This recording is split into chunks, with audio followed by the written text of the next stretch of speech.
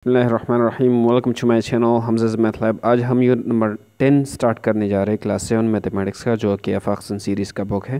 ठीक है, और इसमें इसका नाम है फंडामेंटल्स ऑफ जियोमेट्री। ठीक है, तो अब हम इस चैप्टर में, इस यूनिट में जियोमेट्री के फंडामेंटल्स को पढ़ेंगे। ठीक है, फंडामेंटल्स मींस जो बुनियादी चीज़ें। फंडामेंटल वो चीज़ें होती है जो बुनियाद होती है किसी चीज़ का, राइट।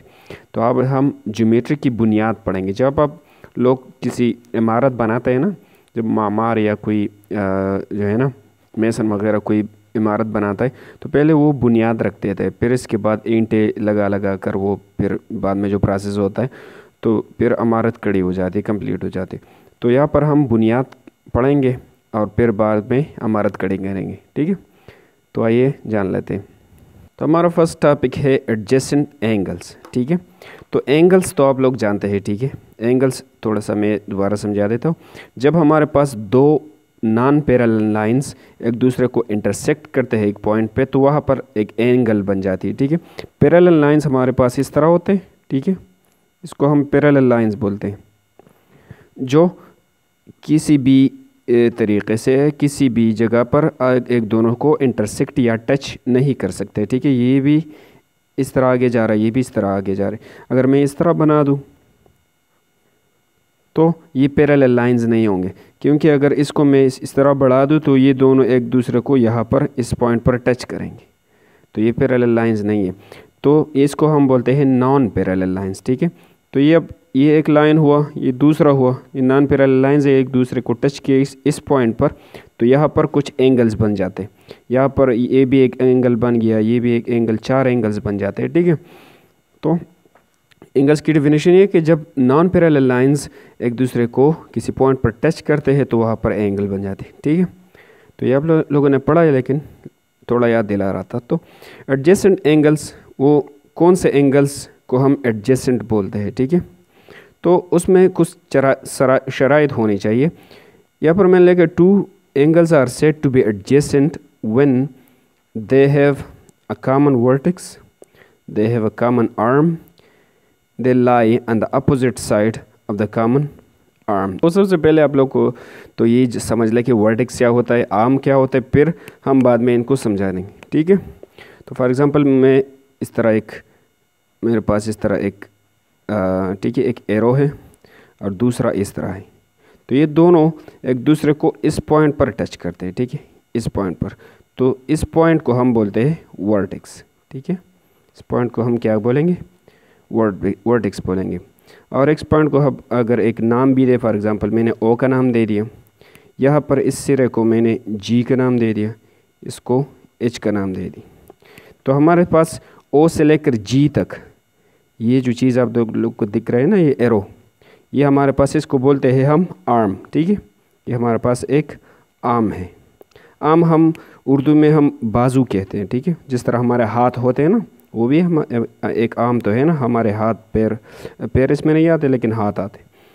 तो ओ जी, ये हमारे पास ओ जी, ये एक आर्म है। यहाँ पर ओ से लेकर एच तक, ओ एच भी एक आर्म है। तो हर एक एंगल के कितने आर्म्स होते हैं, 2 आर्म्स होते हैं। ठीक है, तो ये एंगल यहाँ पर बीच में बन रहा है, इसके ये ओ जी एक आर्म है और ओ एच ये एक आर्म है, और जिस पॉइंट पर ये लाइन और ये एरो और ये एरो दोनों को टच करते हैं, इस पॉइंट को हम बोलते हैं वर्टेक्स। ठीक है, तो ये चीज़ें तो अपने समझ लें। तो एंगल्स कब एडजेसेंट होंगे, जब उनका वर्टेक्स कॉमन हो। कॉमन मतलब मुश्तरक हो। ठीक है, मुश्तरक मतलब दोनों के लिए मौजूद हो। ठीक है, दोनों का शरीक हो, और फिर इन they have a common arm, और एक आर्म भी दोनों का शरीक हो। तीसरा शर्त, they lie on the opposite side of the common arm. तीसरा शर्त ये है कि वो एंगल्स लाई करेंगे एक दूसरे के अपोजिट साइड पे। ठीक है, कॉमन आर्म जो होता है वो उसके अपोजिट साइड पे लाई करते हैं। तो ये किस तरह होता है, एक एग्जांपल के तौर आप लोग समझेंगे। ठीक है, फॉर एग्जांपल यहाँ पर मैंने एक एग्जांपल लिया, तो इस एग्जांपल में यहाँ पर ये हमारा वर्टेक्स है। ठीक है, यहाँ पर ये तीनों आर्म्स हैं, यहाँ पर मिल रहे हैं। ठीक है, तो यहाँ इसको मैं एक नाम दूंगा, फॉर एग्जांपल मैंने ओ का नाम दे दी। ठीक है, फॉर एग्जांपल यहाँ पर मैंने ए का नाम दे दिया, इसको बी का नाम दे दिया और इसको सी का नाम दे रही, 3 नाम मैंने दे दिए इनको। अब अगर हमारे पास कितने आर्म्स बन गए, ओ ए एक आर्म है, O B and O C, इन एंगल्स कितने बन जाते हैं हमारे पास, ये 2 आर्म्स जब एक एंगल यहाँ पर बनाते हैं, ठीक है, तो ये एक एंगल है, इसको मैं ए का नाम दूंगा, एंगल ए, ठीक है। ये भी यहाँ पर एक एंगल बन जाती है, इसको मैं एंगल बी का नाम दूंगा, जो भी आप लोग नाम देना चाहते हैं। तो अगर हमें बताया जाए कि एंगल ए और बी ये एडजेसेंट है कि नहीं, तो हम इन शराइत को देखेंगे। पहला शर्त क्या है, they have a common vertex, इन दोनों एंगल्स की वर्टेक्स कॉमन होनी चाहिए। तो अगर मैं आपको बता दूँ इसको ज़रा छुपा के, तो ये इस तरह बन जाते हैं, ठीक है।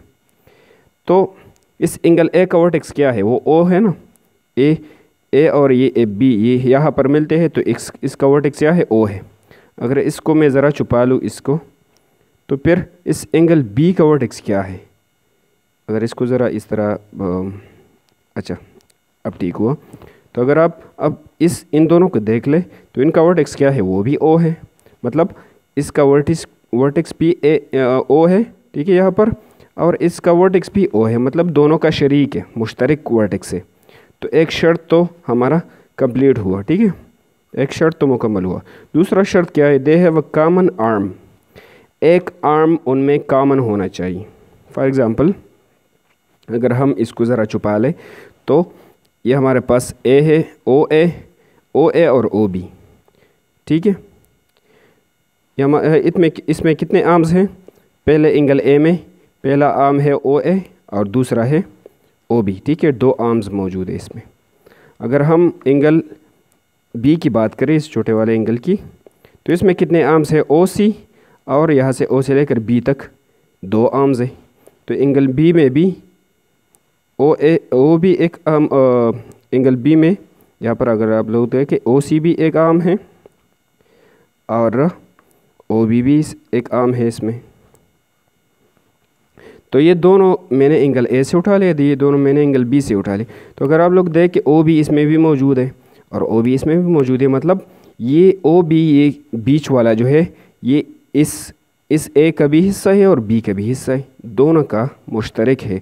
तो इस तरह जब एक आर्म भी इन दोनों में मौजूद हो और वर्टेक्स भी कॉमन हो, तो फिर इस तरह के एंगल्स को हम बोलते हैं एडजेसेंट एंगल्स। तो हम कह सकते हैं कि angle A and angle B are adjacent angles, ये दोनों एडजेसेंट एंगल्स है, ठीक है। अब तीसरी शर्त पे आ रहा है, इसमें कह रहा है they lie on the opposite side of the common arm.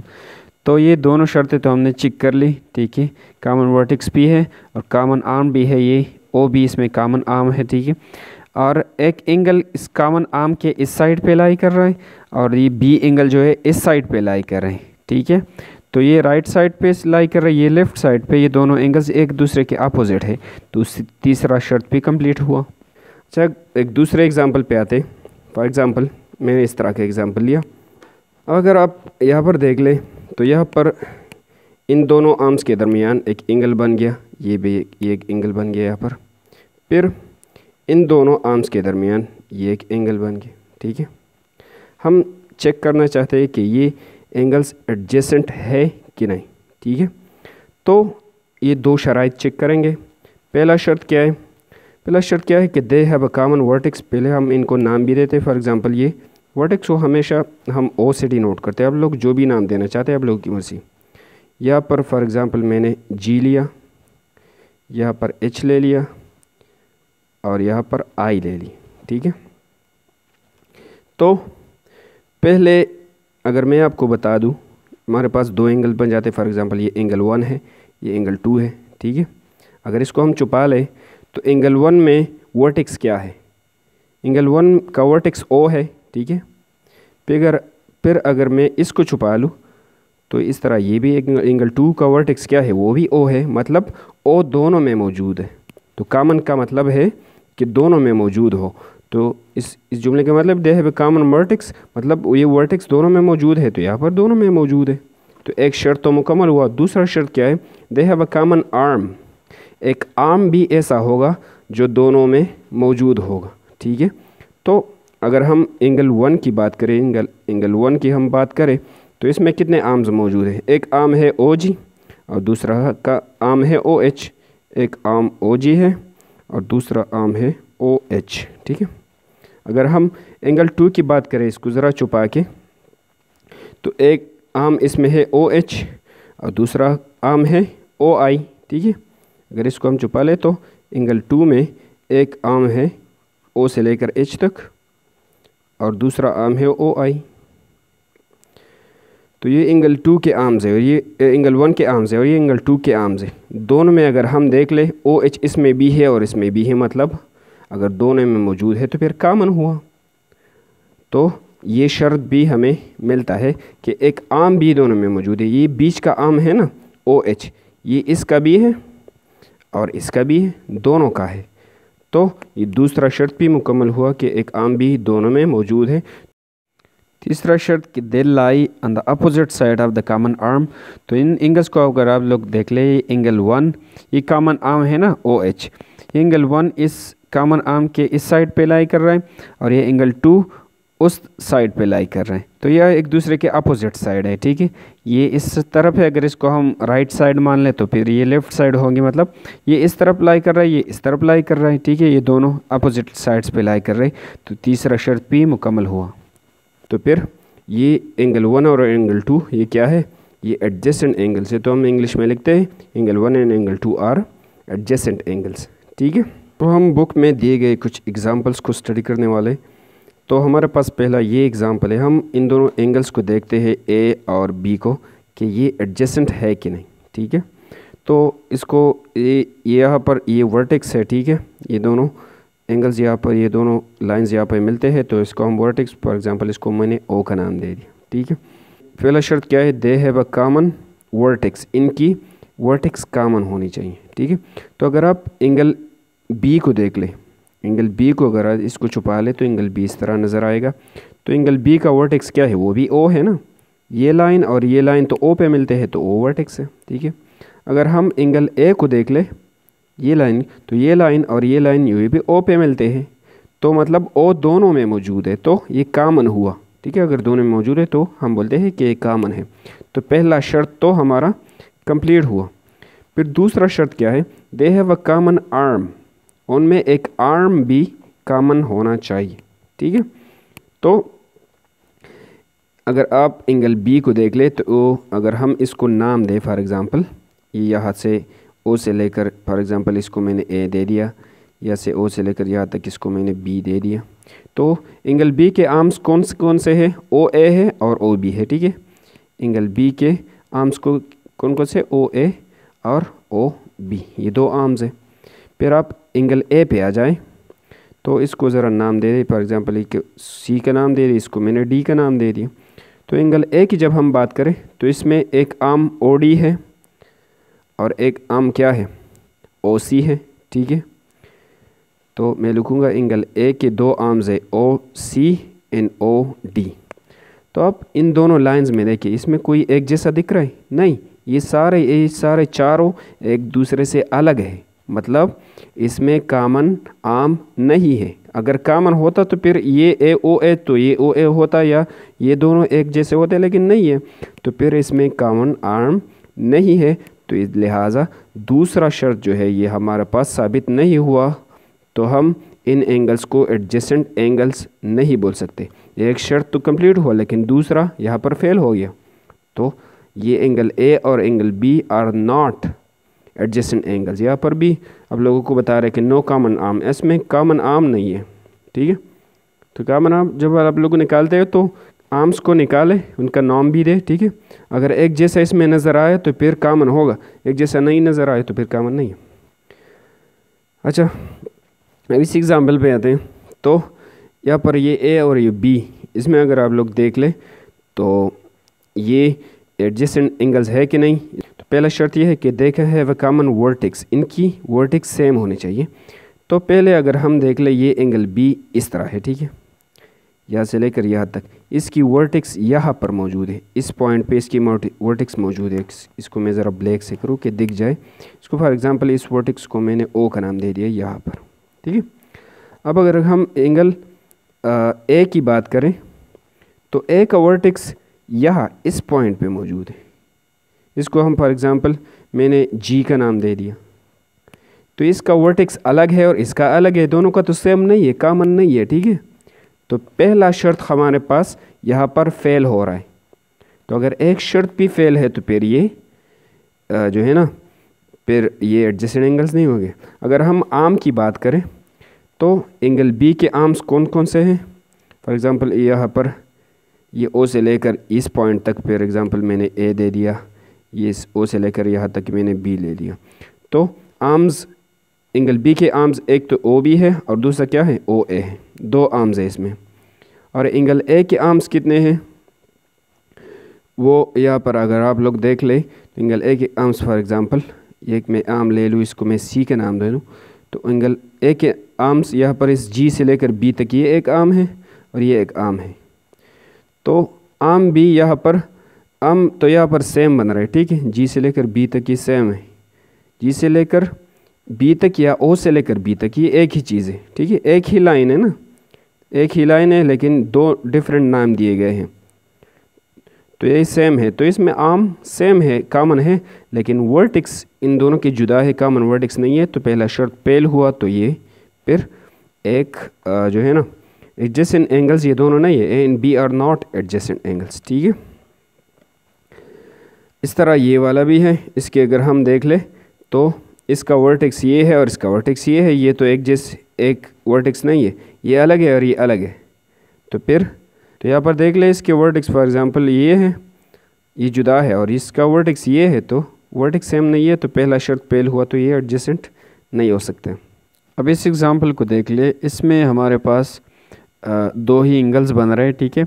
एक हमारे पास ये एंगल ए है, एंगल ए यहाँ से लेकर यहाँ तक ये छोटा वाला ये एंगल बना रहा है, ठीक है। फिर ये एंगल बी है, ये बड़ा वाला है, यहाँ से लेकर यहाँ तक ये बड़ा है, ठीक है, क्योंकि ये इस और इस के दरमियान है, और ये छोटा वाला सिर्फ इस रे और इस रे के दरमियान है। तो आया ये एडजेसेंट है कि नहीं, आइए देखते हैं, ठीक है। तो एडजेसेंट के लिए पहला शर्त है कि इनका कॉमन वर्टेक्स होनी चाहिए, ठीक है। तो पहले एंगल का अगर आप लोग वर्टेक्स देख ले, ये पहला एंगल ए है, इसका वर्टेक्स क्या है, इसका एक आर्म ये है, आर्म ये है, ये दोनों यहाँ पर मिलते हैं, तो एंगल ए का वर्टेक्स ये एस है, ठीक है। फिर इस एंगल बी का वर्टेक्स क्या है, एंगल बी का एक आर्म ये है और दूसरा आर्म ये है, ये भी यहाँ पर मिलता है, तो इसका भी सेम वर्टेक्स है, तो दोनों का वर्टेक्स एक ही है, कॉमन है, ठीक है, ये तो ठीक है। फिर दूसरा शर्त है कि इनमें एक आर्म भी कम होनी चाहिए, कॉमन होनी चाहिए, ठीक है। तो अगर आप इस एंगल को देख ले, इस छोटे वाले को, इसमें ये बीच वाला आर्म है ना, इस से लेकर क्यों तक, और अगर आप इस पूरे एंगल को देख ले, इस बीच वाले लाइन के बग़ैर ये वाला एंगल यहाँ से लेकर यहाँ तक, तो अगर आप इसमें देख ले तो इसमें भी एस पी आर्म उसमें भी था, इसमें भी है। अगर इसको मैं लिख लूँ तो ज़्यादा अच्छा होगा।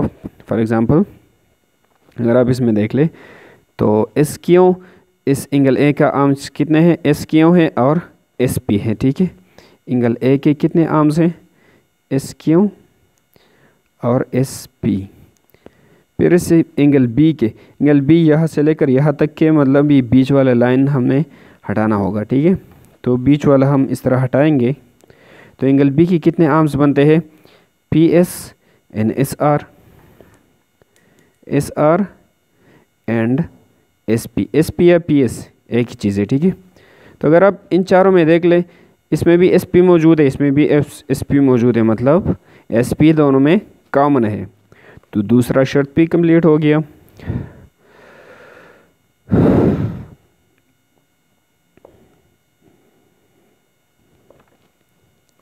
अब तीसरे शर्त पे आ रहा है, they lie on the opposite side of the common arm, ठीक है, एंड नॉट ओवरलैपिंग। वो कॉमन आर्म के अपोजिट साइड पे लाई करनी चाहिए। तो कॉमन आर्म जो है वो एस पी है ना, एस पी यहाँ पर ये कॉमन आर्म है दोनों का। तो ये एंगल्स इस तरह होने चाहिए कि एक एंगल इस कॉमन आर्म के इस तरफ हो, ठीक है, इस तरफ जो मैं एरोर लगा रहा हूँ इस तरफ हो। दूसरा एंगल इस तरह होने चाहिए कि इस कॉमन आर्म के एंगल इस तरफ हो, ठीक है, इस साइड में, लेकिन इस तरह तो नहीं है, यहाँ पर तो कोई एंगल है ही नहीं। तो मतलब तीसरा शर्त यहाँ पर फेल हो रहा है तो इसको फिर हम एडजेसेंट नहीं कह सकते, ठीक है। आप लोग याद रख ले, जो कॉमन आर्म हो एस पी यहाँ पर कॉमन है, ठीक है।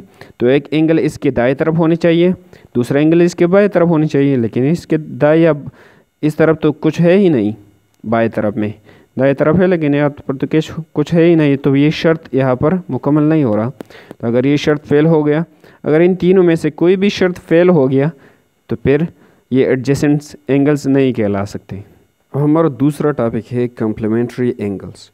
तो कम्प्लीमेंट्री एंगल्स हमारे पास वो एंगल्स होते हैं जिनका सम बराबर होता है 90 का, मतलब जिनको हम जमा करें और उससे जवाब 90 आए तो उन एंगल्स को हम बोलते हैं कम्प्लीमेंट्री एंगल्स, ठीक है। फॉर एग्जांपल हमारे पास एक एंगल है 30, दूसरा एंगल है 60, तो अगर हम इन दोनों को जमा करें तो 90 आता है, तो ऐसे एंगल्स को हम बोलेंगे कम्प्लीमेंट्री एंगल्स, ठीक है। ये चीज़ बहुत आसान है। अगर फॉर एग्जांपल मेरे पास एक 50 है और दूसरा एंगल है 40, तो इन दोनों को अगर हम जमा करें तो 90 आता है, ठीक है। तो इस तरह ये लगाने की ज़रूरत नहीं है। तो ये दोनों के सम से 90 आता है, तो पर हम बोलेंगे कि ये दोनों 50 और 40 एंगल्स जो है कम्प्लीमेंट्री एंगल्स है, ठीक है। तो इसको इस तरह हम बोलते हैं। एग्जाम्पल मेरे पास एक एंगल है 50 डिग्रीज, ठीक है। इसके साथ मैं क्या जमा करूँ कि मुझे आंसर मिल जाए 90 डिग्रीज, ठीक है। तो जाहिर बात है अगर इसके साथ 40 एंगल्स जमा किए, 40 डिग्रीज जमा किए जाए तो मुझे मिलता है 90 डिग्रीज। तो फिर ये इस 40 को हम क्या बोलेंगे, इस 40 को हम बोलेंगे that 40 is the complement of 50, right. तो हम बोलते हैं 40 degree is the complement of 50 degree, इस 50 का कम्प्लीमेंट है और ये 50 इस 40 का कम्प्लीमेंट है, ठीक है।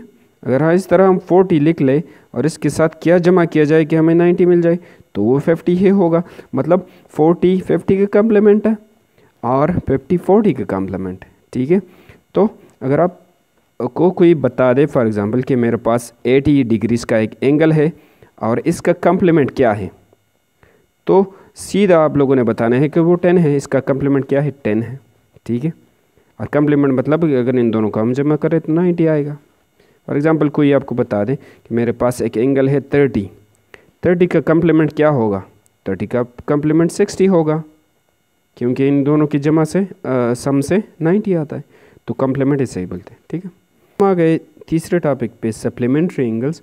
तो सप्लीमेंट्री एंगल्स वो एंगल्स होते हैं जिनको जमा करने से हमें मिलता है 180, ठीक है। कम्प्लीमेंट्री एंगल से 90 आता है और सप्लीमेंट्री एंगल से आता है 180। तो कुछ एग्जांपल्स यहाँ पर बुक वालों ने भी लिए हैं।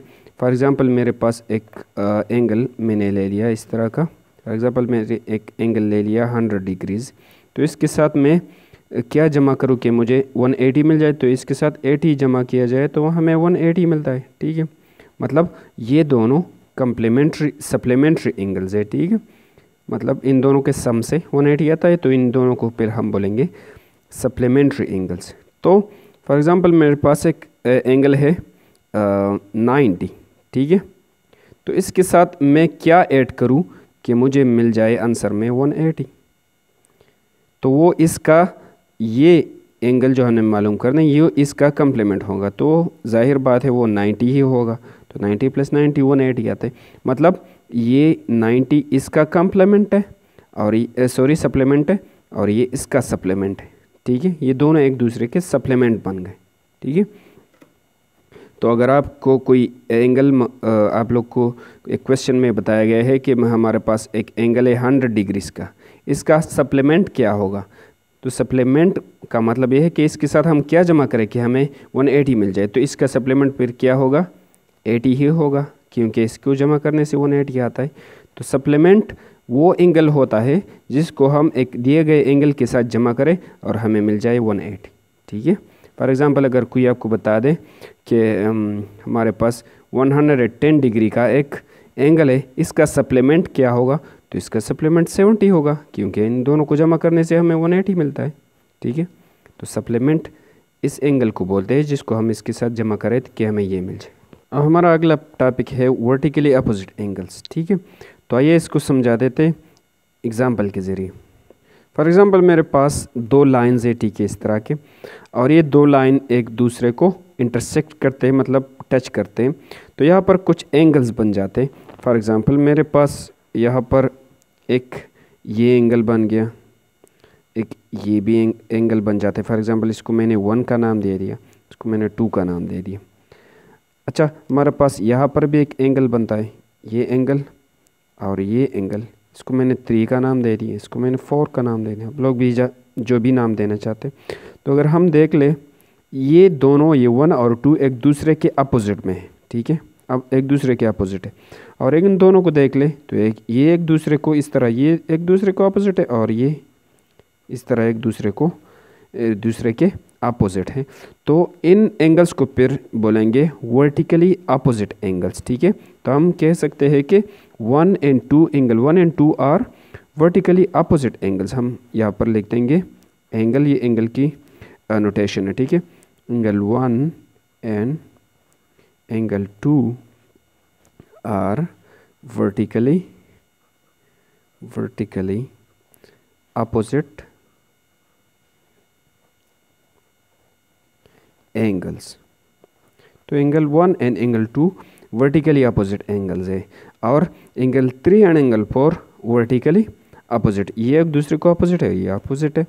तो angle 3 and angle 4 are vertically opposite. ये भी लिखूंगे, angle 3 and angle 4 are vertically opposite angles.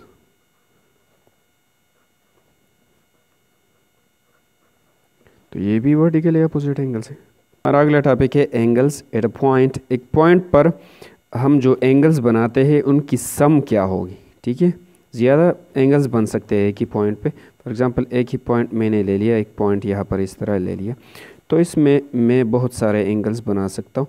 For example इस तरह का मैं एक लाइन खींचा, इससे दूसरा एक लाइन इस तरह खींचूँगा, तो यहाँ पर एक एंगल बन गया।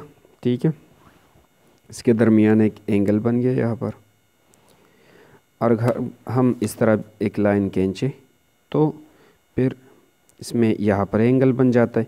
अगर इस तरह एक लाइन खींचे तो यहाँ पर भी एंगल बन गया। इस तरह करे तो यहाँ पर एंगल बन जाता है। जितने भी आप लोग बना सकते हैं, ज़्यादा बना सकते हैं आप लोग। इस पॉइंट से यहाँ तक एक लाइन, यहाँ पर मतलब हमारे पास इन जगहों पे एंगल्स बन रहे हैं। ठीक है, यहाँ पर भी और यहाँ पर भी। तो अगर हम इन फॉर एग्ज़ाम्पल मैं इनको नाम दे देता हूँ, इसको 1 का नाम दिया, इसको 2 का, 3, 4 और 5 एंगल्स मैंने बना दी। अगर हम इन तमाम एंगल्स को जमा करें तो वो किस नंबर के बराबर होगा? वो हमेशा 360 के बराबर। अगर आप इन दोनों इसको देख ले, अगर इसको ज़रा गौर से देख ले, तो ये क्या बना रहे हैं? ये तो एक सर्कल बना रहे हैं ना। और आप लोग क्लासेस में भी पढ़े होंगे या अगले क्लास में पढ़ेंगे कि एक सर्कल में तमाम एंगल्स की सम जो है वो 360 के बराबर है। क्यों? सर्कल, ये हमारे पास एक सर्कल है। ठीक है, इसमें ये डायमीटर है और ये इस तरह दूसरा डायमीटर है। तो ये एंगल कितना है? वो तो 90 डिग्री है ना, 90। ये एंगल भी 90 है, ये एंगल भी 90 है और ये एंगल भी 90 है। तो 90 आप लोग 4 दफ़ा जमा करें कि इससे क्या आता है? 90 plus 90 degree plus 90 degree plus 90 degree. तो 4 में 36, इससे आता है 3600। ठीक है, 360 डिग्रीज। तो इस तरह सर्कल में तमाम एंगल्स की सम 360 डिग्रीज के बराबर होता है। तो ये भी तो एक सर्कल है ना, और इसमें एंगल्स बन रहे हैं, तो तमाम एंगल्स की सम फिर 360 के बराबर होगी। तो अगर हम एंगल 1 इसमें 2 plus angle 2 plus angle 3 plus angle 4 plus angle 5 सारा को हम जमा करें तो ये आएगा हमारे पास 60। जितने भी एंगल्स आप बनाना चाहते बना लें, लेकिन इन सारों को जमा करके आंसर आएगा हमारा 360, इससे अलग नहीं आएगा। ठीक है, क्योंकि एक सर्कल में तमाम एंगल्स की तादाद की सम 360 के बराबर होता है। तो ये चीज़ आप लोग ध्यान में रख लें। MCQs में भी आ सकता है कि एक पॉइंट पर जितने भी एंगल्स आप लोग बनाएंगे इस एक पॉइंट पर, तो उनकी सारों को जमा करके उन सारों की सम बराबर होते हैं 360 के। और हमारा अगला टॉपिक है angles on a straight line. एक स्ट्रेट लाइन पर जो हम एंगल्स बनाते हैं एक ही वर्टेक्स के ज़रिए, तो वो इन तमाम एंगल्स की सम क्या होगी, इनको जमा करके क्या आंसर हमें मिलेगा। तो इसको ज़रा एरो बना दें, ठीक है। तो यहाँ पर कुछ एंगल्स बन रहे हैं इस वर्टेक्स के, इनका तमाम एंगल्स का वर्टेक्स सेम ही है, पर ये एक एंगल बन गया, ये भी एक एंगल बन गया, ये भी एक एंगल बन गया, और यहाँ से लेकर यहाँ तक ये भी एक एंगल बन गया, ठीक है। तो ये angle 1, angle 2, angle 3 and angle 4, 4 angles मैंने इस तरह बना दिए। तो हम देखते हैं कि इन 4 एंगल्स को हम जमा करेंगे तो हमें क्या मिलेगा। तो आप लोगों को ये याद रखना होगा, अगर इन 4 एंगल्स को हम जमा करेंगे तो हमें मिलेगा 180, ठीक है। इन 4 एंगल्स को मैंने जमा किया तो हमें क्या मिलेगा 180। क्यों कि अगर इसको आप लोग देख लेते हो, तो एक हाफ सर्कल बना रहे हैं ना, अगर इसको इस तरह कंप्लीट करें तो पूरा सर्कल बन जाएगा, लेकिन ये आधा सर्कल बन रहा है। और हम जानते हैं कि एक सर्कल में, इस तरह के एक सर्कल में जब हम इसको 2 पर डिवाइड करें तो एक सर्कल में 360 का एंगल होता है, ठीक है। लेकिन जब हम 2 पर डिवाइड करें तो 360 को आप लोग 2 पर डिवाइड करें तो हमें क्या मिलेगा 2 18 ज़र 36, तो हमें मिलते हैं 180 डिग्रीज। मतलब यहाँ से लेकर यहाँ तक ये 180 है, और यहाँ से लेकर यहाँ तक ये भी 180। 180 आधा ऊपर रह जाता है, आधा नीचे रह जाता है, ठीक है। तो ये भी एक आधा सर्कल है, तो मतलब 180 के बराबर होगा। तो इसको हम प्रैक्टिकली चेक भी कर सकते हैं कि ये 180 के बराबर है कि नहीं। तो इस डी के ज़रिए इसको हम चेक कर सकते हैं। इस डी को इस पॉइंट पे आप लोग रख लें, ठीक है, ये आप लोग जानते ही होंगे। तो अगर हम देख ले तो पहला एंगल 60 का नज़र आ रहा है, आप लोगों को ज़रा मुश्किल होगा क्योंकि ये दिखाई नहीं दे रहा। पहला एंगल 60 का है, ठीक है। फिर दूसरा एंगल 60 से लेकर 90 तक गया है, मतलब बीच में कितना फासला है 30 डिग्रीज़ का, तो ये 30 हुआ। फिर 30 से लेकर 140 तक गया है, तो बीच में 90 से लेकर 140 तक गया है, तो इसमें बीच का फासला 50 होगा, ठीक है। फिर 140 से लेकर 180 तक गया है, तो इस बीच का फासला कितना है, वो 40 डिग्रीज़ होगा।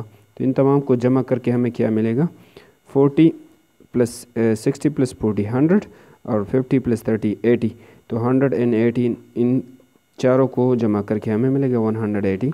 तो हमें ये रिज़ल्ट सामने आया कि अगर एक स्ट्रेट लाइन पर, स्ट्रेट लाइन का मतलब इस तरह जो है ना, ये भी हो सकता है स्ट्रेट लाइन, मतलब सीधा होना चाहिए। अगर हॉरिजॉन्टल हो या वर्टिकल हो, इस तरह हो या इस तरह हो या इस तरह हो, जिस तरह भी हो, लेकिन स्ट्रेट सीधा होना चाहिए। अगर इस तरह हो तो फिर इसको हम स्ट्रेट नहीं बोलते, या इस तरह हो या इस तरह, तो ये कर्व है, ठीक है, और ये स्ट्रेट होना, सीधा होना चाहिए। तो बाद लोग इसका मतलब इस तरह लेते हैं कि ये सिर्फ इस तरह है, अगर हम इस तरह बना लें तो ये नहीं, ये भी एक स्ट्रेट लाइन है, ठीक है। तो एक स्ट्रेट लाइन पर सारे एंगल्स की सम 180 के बराबर होते हैं। हमारा आखिरी टॉपिक है interior and exterior angles of triangle. एक ट्राइंगल के इंटीरियर और एक्सटीरियर एंगल्स क्या होता है, ठीक है। तो इंटीरियर जैसे कि नाम से ज़ाहिर है, इंटीरियर मतलब जो इनसाइड होते हैं, ठीक है, जो अंदर होते हैं। इंटीरियर एंगल्स वो एंगल्स होते हैं जो ट्राइंगल के अंदर होते हैं। फॉर एग्ज़ाम्पल ये एक एंगल है, ठीक है, ये एक एंगल है और ये एक एंगल है, तो 3 एंगल्स होते हैं किसी भी ट्राइंगल में, और ये हमारे पास इंटीरियर एंगल्स है, अंदर की तरफ है। एक्सटीरियर मतलब जो बाहर की तरफ है, किस तरह। फॉर एग्ज़ाम्पल अगर मैं इस साइड की बात करूं, तो इस साइड को अगर मैं ज़रा सा इस तरह लंबा करूं, यहाँ इस जगह तक इस तरह अगर मैं लंबा करना चाहता हूँ, बढ़ा देता हूँ मज़ीद, तो यहाँ पर जो एंगल बन जाता है उसको हम बोलते हैं एक्सटीरियर एंगल्स, ठीक है। यहाँ पर जो एंगल बनेगा वो हमारा पास होगा एक्सटीरियर एंगल, ठीक है। फॉर एग्ज़ाम्पल अगर इस साइड को मैं बढ़ाना चाहता हूँ, इस तरह मोर बढ़ा दिया, तो यहाँ पर जो एंगल बनेगा वो एंगल हमारे पास होगा एक्सटीरियर, ये बाहर वाला एंगल है। अगर इस साइड को मैं बढ़ाना चाहूँगा तो यहाँ पर जो एंगल बनेगा वो हमारे पास क्या होगा, एक्सटीरियर एंगल होगा, ठीक है। तो एक्सटीरियर और इंटीरियर तो हमने जान लिया, ये अंदर रेड वाले जो है इंटीरियर है, ये बाहर ब्लैक वाले एक्सटीरियर एंगल्स है। अब हम ये भी हमें मालूम होना चाहिए कि अगर किसी भी ट्राइंगल के तमाम एंगल्स को जमा किया जाए तो हमें क्या देगा आंसर 180 देगा। फॉर एग्ज़ाम्पल अगर ये एक एंगल है, इसको मैंने 1 नाम दिया, इसको मैंने 2, इसको मैंने 3। अंदर वाले जो एंगल्स है, मैं अंदर वाले की बात कर रहा हूँ, इंटीरियर एंगल्स, तो उनका सम हमेशा 180 के बराबर आएगा। फॉर एग्ज़ाम्पल अगर एंगल 1, एंगल 2 और एंगल 3 को मैं जमा करूँ तो आंसर क्या आएगा, हमेशा 180 ही आएगा। किसी भी ट्राइंगल में आप लोग ये चीज़ ट्राई कर सकते हैं, ठीक है। फॉर एग्ज़ाम्पल ये मैं प्रैक्टिकली चेक भी कर लेता हूँ। तो फॉर एग्ज़ाम्पल इस एंगल को मैं चेक करता हूँ कि ये कितने डिग्रीज़ है। तो ये हमारे पास ये पहला एंगल्स 90 डिग्रीज़ है, तो इसकी जगह मैं 90 लिखूँगा। अब इस दूसरे एंगल को चेक करते हैं, यहाँ से लेकर यहाँ पर ये रख देते हैं। तो दूसरा एंगल तकरीबन 50 के बराबर, तो मैं 50 लूँगा, ठीक है। दूसरा एंगल 50 है। ये तीसरा, ये भी चेक कर लेते हैं। तो इसको यहाँ पर रखेंगे तो ये 40 के बराबर आ रहा है। तो दूसरा क्या है, तीसरा 40 है। अगर इन तीनों को जमा किया जाता है तो ये दोनों 90 बन जाते हैं, ये 90, तो ये बन गया 80। इन तीनों को जमा किया तो 180 बन गया। मतलब तीनों एंगल्स को, इंटीरियर एंगल्स को जमा करके हमें मिलेगा 180, जो भी ट्राइंगल आप लोग लेना चाहते हैं। अब हम ऑन योर ओन 10.1 पे आ गए। इसमें क्वेश्चन नंबर 1 है, इसमें क्या रहा है, tick the pair of adjacent angles. हमने एडजेसेंट एंगल्स के जो पेयर हो उस पर क्या लगाना है, एक टिक लगाना है। तो एडजेसेंट एंगल्स तो आप लोग समझ चुके हैं। एडजेसेंट एंगल्स मैंने वीडियो के शुरू में समझा दिया है, ठीक है। तो आप लोग इसको दोबारा देख ले। इनकी वर्टेक्स एक होनी चाहिए, कॉमन होनी चाहिए। फिर दूसरा शर्त ये है कि इनमें एक आर्म कॉमन होनी चाहिए, मतलब दोनों में होनी चाहिए। कॉमन का मतलब है कि ये चीज़ दोनों में होना ज़रूरी है। तो पहला जो हमारा क्वेश्चन है, यहाँ पर ये हमारे पास दो ही एंगल्स बन रहे हैं। यहाँ पर इनकी वर्टेक्स को अगर आप एक नाम दे दे तो फिर ज़्यादा आसान बन जाएगा आप लोगों के लिए। फॉर एग्ज़ाम्पल इसको मैं ओ का नाम दे देता हूँ, और यहाँ पर ओ से लेकर ये एक आर्म है यहाँ से यहाँ तक, तो इसको एक नाम दे रहे तो फिर ज़्यादा आसान बन जाएगा। फॉर एग्ज़ाम्पल मैंने यहाँ से लेकर यहाँ तक इसको ओ ए का नाम दे दिया, फिर ओ से लेकर यहाँ तक इसको ओ बी का नाम दे दिया, और ओ से लेकर यहाँ तक इसको ओ सी का नाम दे दिया, तो फिर हमारा काम ज़्यादा आसान बन जाएगा। अब हम दो शराइत को चेक करेंगे, अगर वो मौजूद है तो फिर पहला शर्त ये है कि पहला एंगल हमारे पास है क्यों, ठीक है, एंगल क्यों यहाँ पर ये जो एंगल बन रहा है, तो और दूसरा एंगल है एंगल पी, इसको हटा के ये जो एंगल यहाँ पर इन दोनों लाइन से बनता है, ठीक है, एंगल पी है। तो इन दोनों एंगल्स का वर्टेक्स सेम होना चाहिए, मतलब ये जो हद से स्टार्ट हो रहा है वो एक होना चाहिए, ठीक है। तो पहले एंगल का वर्टेक्स क्या है, अगर आप लोग देख ले ये दोनों एंगल्स जाके किस पॉइंट पे मिल रहे, ओ पर मिल रहे हैं ना, तो इसका वर्टेक्स क्या है, ओ है। फिर अगर हम इसको ज़रा छुपा ले तो ये दूसरा एंगल, इसके दो आर्म्स हैं, इसका वर्टेक्स क्या है, ये भी वहाँ जाके ओ पर मिल रहा है, तो दोनों का वर्टेक्स सेम है। तो एक शर्त तो कंप्लीट हुआ कि दोनों का वर्टेक्स सेम होना चाहिए। दूसरा शर्त कि दोनों में एक आर्म कॉमन होनी चाहिए, मतलब एक ऐसा आर्म होगा जो दोनों में होगा, ठीक है। तो अगर हम इस पहले वाले की बात कर ले, इस क्यों एंगल की, इसको ज़रा हटा ले, तो इसमें एक आर्म ओ ए है और दूसरा आर्म क्या है, ओ सी है, दो आर्म्स है इसमें, ठीक है। अगर हम इसको ज़रा हटा लें तो इसमें कौन से आर्म है, एक आर्म हमारे पास है ओ सी और दूसरा है ओ बी, एक ओ सी है और दूसरा है ओ बी। तो अगर आप देख ले ओ सी इस ऊपर वाले भी मौजूद है और नीचे वाले भी मौजूद है, मतलब कॉमन है। तो पहला शर्त भी ओबे हो गया, दूसरा शर्त भी कंप्लीट हो गया। तो अब दोनों शर्त तो कंप्लीट हो गए, कॉमन वर्टेक्स भी है, कॉमन आर्म भी है इसमें, ओ सी और ओ सी। तीसरा शर्त ये है कि ये जो दोनों एंगल्स बन रहे हैं पी और क्यू, ये एक दूसरे के अपोजिट होनी चाहिए, मतलब ये कॉमन आर्म है ना बीच में, ओ सी इनमें कॉमन है, तो एक एंगल इसके इस तरफ होनी चाहिए, फिर दूसरा एंगल इसके इस तरफ होनी चाहिए, ठीक है। तो जाहिर है यहाँ पर दिख रहा है ना, एक तरफ है, फिर दूसरा दूसरे तरफ है, तो तीसरा शर्त भी हमारे पास मुकम्मल हुआ। तो हम कह सकते हैं कि angle P and angle Q R adjacent angles, और इसके ऊपर हमने टिक लगाना है, तो इस तरह एक टिक लगाई, ठीक है, एडजेसेंट एंगल्स हैं। फिर इस दूसरे पार्ट बी पे आते हैं, वो बी पार्ट बी का पर ये है, ठीक है। इसके नीचे ई लिखे होते हैं, मैं समझा कि ये ई है, लेकिन ये बी यहाँ पर। अच्छा, तो इसको देख लेते हैं। यहाँ पर एंगल्स दो हैं, एम है एंगल एम और ये एंगल एन है। तो यहाँ पर अगर एंगल एन एम को देख ले, इसको ज़रा हटा ले, तो एम एंगल्स इस वर्टेक्स को और इस वर्टेक्स को मिलाने से बनते हैं, सॉरी इन आर्म्स को मिलाने से बनते हैं। इसका वर्टेक्स ये है। और एंगल एन को अगर आप लोग देख लें तो इसका वर्टेक्स ये है। दोनों के वर्टेक्स अलग अलग हैं, एक नहीं है। यहाँ पर तो एक था, लेकिन यहाँ पर तो दो अलग चीज़ें हैं। तो पहला शर्त हमारे पास फेल हो गया। तो अगर एक ही शर्त फेल हो जाता है तो दूसरे को चेक करने की ज़रूरत ही नहीं है। ये सीधा का सीधा हम कह सकते हैं कि ये एडजेसेंट नहीं है, तो इसके ऊपर टिक नहीं लगा सकते। अच्छा, अब सी पे आए, ये तो एडजेसेंट नहीं है, पहला शर्त फेल हो गया। सी पे आ रहा है, इन दोनों को देख ले तो हमारे पास एक एंगल, इन दोनों को मिला के एक एंगल बनता है। यहाँ पर इसका वर्टेक्स क्या है, ये वर्टेक्स है, ठीक है। फिर इन दोनों को मिला के एक एंगल बनता है और इसका वर्टेक्स भी यही है, ठीक है। ये पॉइंट वही वर्टेक्स है, मतलब दोनों का वर्टेक्स सेम है। अगर इसको मैं फॉर एग्जांपल ए का नाम दे दूँ तो इसका वर्टेक्स भी ए है और इसका वर्टेक्स भी यही ए है। तो मतलब पहला शर्त पूरा हो गया। दूसरा शर्त क्या है कि इन दोनों में एक आर्म सेम होनी चाहिए। तो फिर इसको ज़रा नाम देंगे, फिर समझ में आएगा। तो ये इसका वर्टेक्स ए है, ए से लेकर यहाँ तक हम फॉर एग्ज़ाम्पल बी का नाम दे दिया, इसको यहाँ पर सी का नाम दे दिया। तो इसके कितने आर्म्स हैं, एंगल पी के कितने आर्म्स है, ए बी है और दूसरा क्या है, ए सी है। ए बी एक आर्म है इसका, दूसरा है ए सी, ठीक है, दो आर्म्स है इसके। फिर अगर हम एंगल ओ को देख ले तो इसको फॉर एग्ज़ाम्पल यहाँ पर इसको एक नाम देंगे, सी तक गए हैं तो इसको डी बोलेंगे, इसको ई बोलेंगे।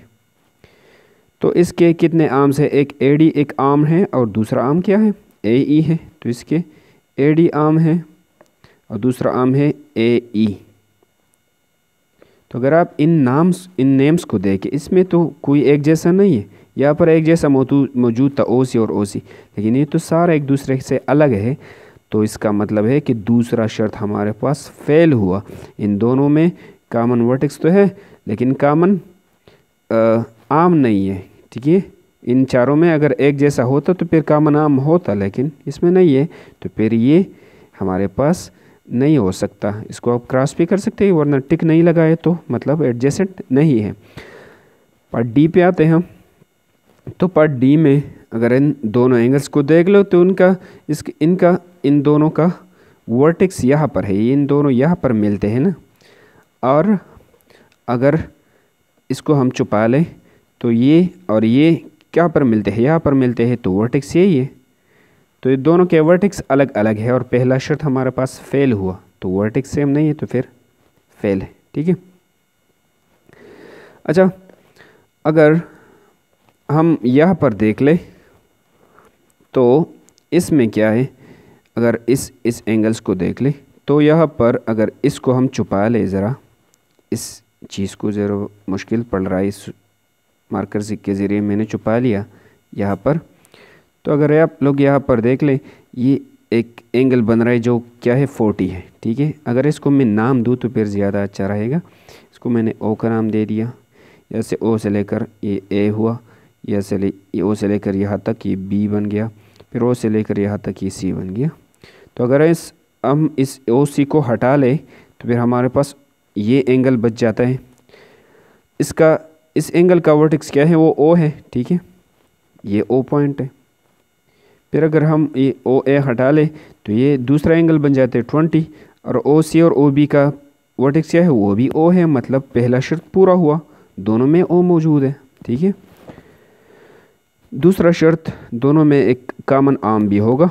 तो अगर आप इस पहले वाले को देख ले तो इसका आर्म एक है ओ सी, दूसरा है ओ बी। दो आर्म्स है पहले वाले में ओ सी एंड ओ बी। फिर अगर हम ओ सी को हटा लें तो इसमें कितने आर्म्स बन रहे, ओ बी एंड ओ ए। इसमें है ओ बी एंड ओ ए। तो अगर आप पहले वाले दो जोड़े को देख ले और दूसरे वाले को, इसमें ओ बी और ओ बी ये दोनों जो एक जैसे, तो अगर एक जैसे मतलब कॉमन है तो दूसरा शर्त भी पूरा हुआ। अब तीसरा शर्त ये है कि ये कॉमन आर्म जो है वो भी इसमें कॉमन है, ठीक है, वो भी दोनों में मौजूद है। तो ये दोनों एंगल्स इस कॉमन आर्म के एक तरफ होना चाहिए, दूसरा एंगल इसकी दूसरे तरफ होने चाहिए, ठीक है। तो अगर हम यहाँ पर देखें कॉमन आर्म के इस तरफ एक एंगल है, फिर दूसरी तरफ एक एंगल है, तो यही शर्त भी बराबर होता है, ठीक है। मतलब दोनों तरफ कॉमन आर्म के दोनों तरफ पे एंगल्स होने चाहिए। तो यहाँ पर भी है और उधर उस तरफ भी है, तो तीसरा शर्त भी पूरा हुआ।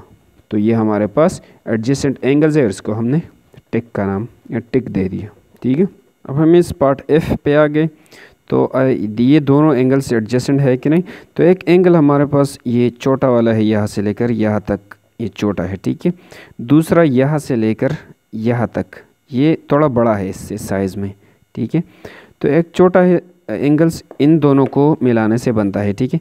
ये लाइन और ये लाइन को मिलाने से ये ऊपर वाला छोटा एंगल बन जाता है। और फिर अगर हम बीच में से ये लाइन हटा दें तो ये लाइन और ये लाइन इनको मिला के ये बड़ा वाला एंगल बन जाता है, ठीक है। तो यहाँ पर अगर शराइत देखी जाए तो इस छोटे एंगल का वर्टेक्स तो ये है ना, दोनों यहाँ पर मिलते हैं, और इस बड़े एंगल्स का वर्टेक्स भी ये है, दोनों यहाँ पर मिलते हैं। तो सेम बात है, वर्टेक्स भी सेम है। फिर अगर हम देख ले तो ये बड़ा वाला एंगल ये बड़ा वाला एंगल इसको इस साइड को और इस साइड को मिलाने से बनता है, ठीक है। फिर ये छोटा वाला एंगल इस साइड को इस साइड को मिलाने से बनता है। मतलब ये जो साइड है ये दोनों में मौजूद है, बड़े वाले एंगल में भी ये मौजूद है, देख ले, ये और ये, छोटे वाले एंगल में भी ये और ये, तो ये भी मौजूद है दोनों में। तो एक साइड भी कॉमन है, ठीक है। तीसरा शर्त क्या है? तीसरा शर्त ये है, ये जो दो एंगल्स बन रहे हैं वो कॉमन साइड के एक तो एक तरफ होना चाहिए, दूसरा दूसरे तरफ होना चाहिए। तो हमारे पास ये कॉमन साइड है, इसमें हमने तो ये मालूम कर दिया कि ये कॉमन साइड है। तो एक एंगल यहाँ पर होने चाहिए, एक एंगल इस तरफ होना चाहिए, लेकिन यहाँ पर तो कुछ है ही नहीं। तो तीसरा शर्त हमारा पास फेल हो गया, लिहाजा ये एडजेसेंट एंगल्स नहीं है। अब हम क्वेश्चन नंबर 2 पे आ गए। इसमें कह रहा है कि find the complement of the following angles, ठीक है। तो इन एंगल्स के हमने कॉम्प्लीमेंट मालूम करना है। कॉम्प्लीमेंट का क्या मतलब है? कॉम्प्लीमेंट्री एंगल्स तो हमने पढ़े, दो ऐसे एंगल्स की जिसको हम जमा करें और आंसर से 90 आ जाए, ठीक है। तो एक फॉर एग्जांपल इस तरह का दो एंगल्स है 40 और 50, इन दोनों को जमा करें तो 90 आता है, ठीक है। तो ये दोनों कॉम्प्लीमेंट्री एंगल्स है। फिर ये 40 कॉम्प्लीमेंट है किसका? 50 का, और 50 कॉम्प्लीमेंट है 40 का। तो अगर आपको कोई एंगल मौजूद है फॉर एग्जांपल 40 है, इसका कॉम्प्लीमेंट क्या होगा? वो 50 होगा। अगर कोई एंगल मौजूद है फॉर एग्जांपल 80 है, तो इसके साथ क्या जमा करें कि हमें 90 मिल जाए तो वो कॉम्प्लीमेंट होगा। तो इसके साथ 10 अगर जमा किया जाए तो 10 इसका कॉम्प्लीमेंट है, ठीक है। अगर एक एंगल 10 है तो इसके साथ क्या जमा करूँ कि 90 आ जाए तो वो इसके कॉम्प्लीमेंट होगा, मतलब 80 इसका कॉम्प्लीमेंट है, ठीक है। तो इस तरह हम लिखते हैं, ठीक है। तो 0 के साथ हम क्या जमा करें कि हमें 90 मिल जाए तो वो नंबर इसका कॉम्प्लीमेंट होगा। तो हम जानते हैं कि 0 के साथ अगर 90 जमा करें तो 90 आएगा। तो मतलब 90, फिर अगर 0 के साथ ये 90 जमा करें 90 डिग्री तो फिर आंसर से 90 आएगा। तो हम लिख देंगे कि 90 इज़ द कॉम्प्लीमेंट ऑफ 0। आप लोग इंग्लिश में ख़ुद लिख ले, इसको सिर्फ मैं समझा रहा हूँ, आप लोग नोटबुक्स में इस तरह लिख ले कि 90 degree is the complement of 0। अब पार्ट बी पे आ रहा है, तो इसमें 25 डिग्रीज़ है। तो 25 डिग्रीज़ के साथ हम कौन सा नंबर जमा करें कि हमें 90 मिले आंसर में, तो वो नंबर होगा कॉम्प्लीमेंट इस 25 का।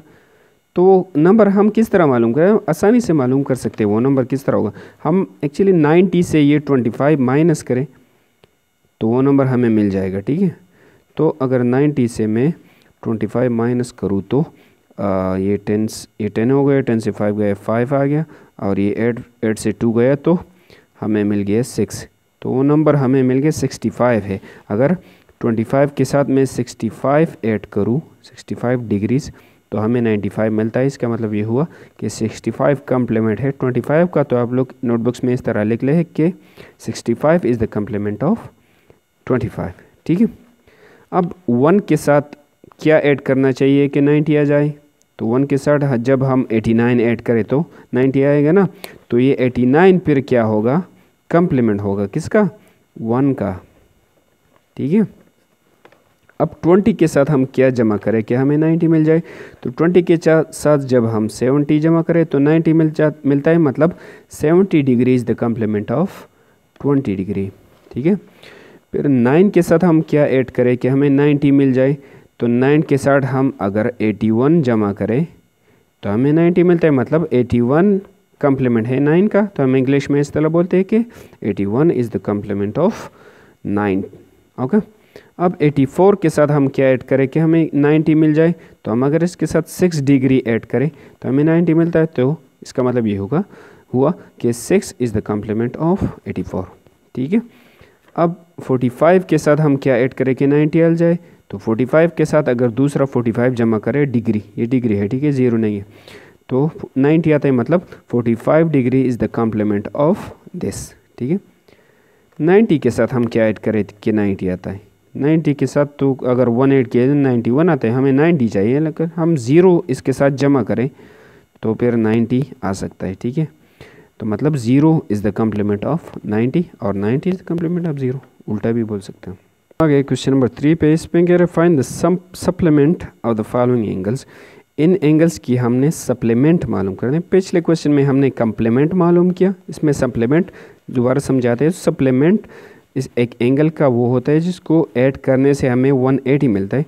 फॉर एग्जांपल हमारे पास एक एंगल है 40 डिग्री, तो इसके साथ मैं क्या जमा करूं कि हमें 180 मिल जाए, तो ये जो मैं मालूम करता हूँ ये होगा सप्लीमेंट किसका, इस 40 का, ठीक है। तो इसके साथ अगर हम फॉर एग्जांपल 140 जमा करें तो 180 आएगा ना, तो मतलब ये 140 फिर क्या है, सप्लीमेंट है 40 का, और ये 40 सप्लीमेंट है 140 का। ये इस तरह अपोजिट भी जा सकते, लेकिन ये नंबर हम किस तरह मालूम कर सकते हैं, हमें कैसे पता लगेगा कि 140 यहाँ पर मालूम करना चाहिए। तो हमें इस तरह पता लगेगा कि इस 180 से आप लोग ये 40 माइनस करें तो सीधा ये नंबर डायरेक्टली मालूम हो जाएगा। 180 से 40 माइनस करें तो 140 आता है, मतलब ये नंबर यहाँ पर लगाना है, ठीक है। अच्छा, तो अब हमें कह रहा है कि 1 का सप्लीमेंट क्या होगा, मतलब 1 के साथ हम क्या जमा करें कि हमें 180 मिल जाए। तो 1 के साथ अगर हम क्या जमा करें, मुझे अभी पता नहीं है, 179 आई थिंक, 179 अगर हम 179 अगर 1 के साथ जमा किया जाए तो 180 आएगा ना। तो फिर ये 179 सप्लीमेंट है किसका, इसका सप्लीमेंट मतलब है कि इसके सम से 180 आता है। अब 128 के साथ क्या जमा करें कि 180 आ जाए, तो वो नंबर इसका सप्लीमेंट होगा। तो मतलब 128 के साथ क्या जमा किया जाए कि हमें मिल जाए 180, तो ये नंबर इसका सप्लीमेंट होगा। ये नंबर सिर्फ हमें मालूम करना है। हम किस तरह मालूम कर सकते हैं, आप लोग इस 180 से ये माइनस करें तो आसानी से मालूम हो जाएगा। तो 180 से हम 128 को माइनस कर देते, 128 ना, दूर से कोई नहीं है। अच्छा, तो ये 10 हुआ, ये फिर 8 से 1 गया तो 7 बन गया। 10 से हम 8 माइनस कर दें तो 2 आता है, 7 से 2 5 आता है, और 1 से 1 0 तो 52, ठीक है। तो 128 के साथ अगर हम 52 जमा करें तो हमें क्या मिलता है, 180 मतलब ये 52 सप्लीमेंट है किसका, 128 का। तो हम कह देंगे कि 52 इज़ द सप्लीमेंट ऑफ 120। अब लोग इंग्लिश में नोटबुक्स में अगर लिखना चाहते हैं तो इस तरह लिख लें कि 52 degree is the supplement of 128 degree, ठीक है।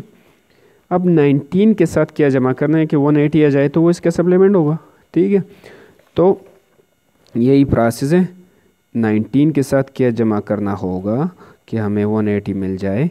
तो इस 180 से 19 को माइनस करें तो ये नंबर हमें आसानी से मालूम हो जाएगा। 180 माइनस 19 तो ये 0 10 से 9 गए 1, और ये 7 भागे 7 से 1 6, मतलब 7 से 1 6, और ये 1 अपनी जगह है। तो 161 ये हमें चाहिए कि इनके साथ ऐड करें तो ये आ जाए, मतलब 161। तो 161 एक ऐसा नंबर है जो इसका कम्प्लीमेंट है, ठीक है। तो हम सिर्फ आंसर में लिख देंगे कि 161 degree is the complement of 90 degree. अब 0 के साथ क्या जमा करें कि 180 आ जाए, तो खुद इसके साथ 180 जमा करें तो 180 आएगा ना। तो 180 is the supplement of 0 degree. फिर 45 के साथ क्या जमा करना होगा कि हमें 180 मिल जाए। तो 180 से 45 माइनस करें तो ये नंबर मिल जाएगा। तो 180 माइनस 45, ये 10 बन गया, ये 7, 10 से 5 गए तो 5 आ गया, 7 से 4 गए 3 और ये 1। तो इसके साथ अगर हम 35 जमा करें तो हमें 135 जमा करें तो हमें मिल सकते हैं, मतलब 40 और या तो 135। तो इसका सप्लीमेंट क्या है 135, ठीक है। 135 अगर इसके साथ क्रिएट किया जाए 1, तो हम लिखते हैं 135 degree is the supplement of 45, ठीक है। इस तरह आप लोग लिख लें खुद से, मैं सिर्फ यहाँ पर समझा रहा हूँ। अब 90 के साथ क्या जमा करना होगा कि हमें 180 मिल जाए। तो 90 के साथ 90 और जमा करें तो 180 मिलेगा ना, 2 9 are 18। तो 90 degree is the supplement of 90 degree. अब इसके साथ अगर हम 170 जमा करें तो 180 आ जाएगा, मतलब 170 is the supplement of 10 degree, ठीक है। समझ आ रही ना। अब हमारा क्वेश्चन नंबर 4 है। तो इसमें हमारे पास 2 स्ट्रेट लाइंस मौजूद है, ठीक है। एक BE एक स्ट्रेट लाइन है, फिर है FG या GF, इसको जो भी नाम देना चाहते हैं, यहाँ से या यहाँ से। ये 2 स्ट्रेट लाइंस मौजूद है और फिर एक लाइन यहाँ पर है और एक यहाँ पर है।